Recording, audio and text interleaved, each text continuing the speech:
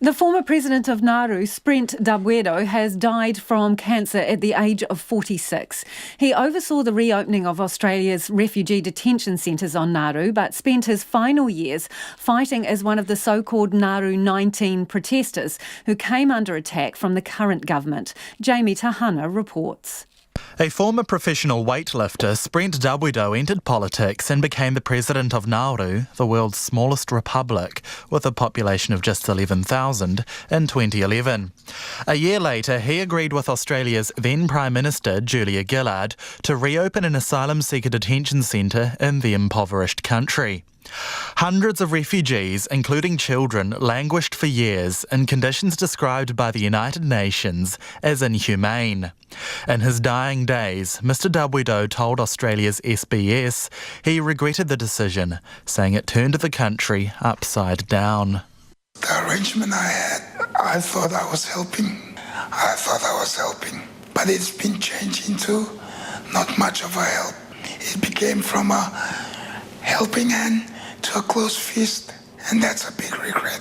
Sprent Dabwido's final days were consumed by a battle with the current government of President Barron, a battle which drained him both financially and personally. Mr Dabwido was one of the Nauru 19 group of opposition figures who've been hauled through the courts after a crackdown on anti-government protests in 2015.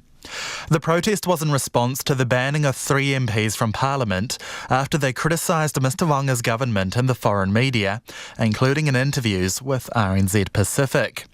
During the drawn-out court process, the government confiscated their passports and blocked their travel, even when Mr Dabwido needed urgent medical treatment in Australia.